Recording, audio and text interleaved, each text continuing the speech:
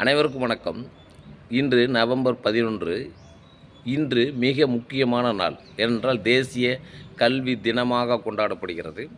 இந்தியாவுடைய முதல் கல்வி அமைச்சராக இருந்த மௌலானா அபுல் கலாம் ஆசாத் அவர்களுடைய பிறந்த நாள். இந்தியா பாகிஸ்தான் என்ற பிரிவினைவாதம் வந்த பொழுது அதை கடுமையாக எதிர்த்து மிகப்பெரிய போராட்டங்களை எல்லாம் நடத்திய மகானவர்.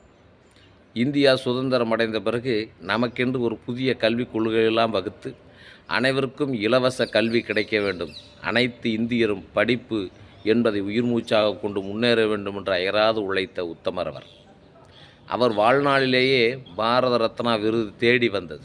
அப்பொழுது அவர் பாரத ரத்னா விருது கமிட்டியினுடைய தலைவராக இருந்ததால் அவர் அந்த விருதை வேண்டாம் என்று கூறிவிட்டார். பின்னாளிலே அவருடைய மறைவிற்கு பிறகு 1992 அவருக்கு அந்த விருது வழங்கப்பட்டது என்றால் அவர் எவ்வளவு மிகச்சிறந்த நேர்மையாளர் என்பது அனைவருக்கும் தெரிந்திருக்கும். இந்த நன்னாளிலே நாம் ஏற்றுக்கொள்ள வேண்டிய உறுதிமொழி என்னவென்றால், கல்வியை பாருலகம் அனைத்தும் பரப்ப வேண்டும்.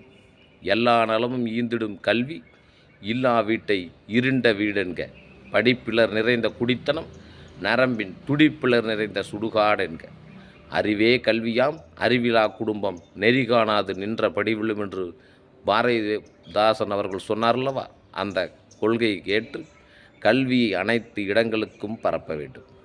கற்க கசடர கற்பவை கற்ற பின் நிற்க அதற்கு தக, எண்ணென்ப ஏனை எழுத்தென்ப இவ்விரண்டும் கண்ணென்ப வாழும் உயிர்க்கு, கண்ணுடையர் என்போர் கற்றோர் முகத்திரண்டு புண்ணுடையர் கல்லாதவர், உவப்பத்தலைகூடி உள்ள பிரிதல் அனைத்தே புலவர் தொழில், உடையார் முன் இல்லார் போல் இயக்கற்றும் கற்றார் கடையரே கல்லாதவர், தொட்டனை தூறும் மணற்கேணி மாந்தர்க்கு கற்றனை தூறும் அறிவு, யாதானும் நாடாமால் ஊராமால் என்னொருவன் சாந்துணையும் கல்லாதவார், ஒருமைக்கண் தான் கற்ற கல்வி ஒருவருக்கு எழுமையும் ஏமாப்புடைத்து, தாம் என்பொரு உலகின்புறக் கண்டு காமொருவர் கற்றறிந்தார், கேடில் வெளிச்செல்லும் கல்வி ஒருவருக்கு மாடல்ல மற்றையவை என்ற வள்ளுவப் பெருந்தகையின் கருத்துக்களை ஏற்று இந்த தேசிய கல்வி தினத்திலே நாம் அனைவரும் நன்கு படித்து வாழ்வில் முன்னேற வேண்டும் என்பதே மௌலானா அபுல் கலாம் ஆசாத் அவருடைய கனவாக இன்றும் இருக்கிறது.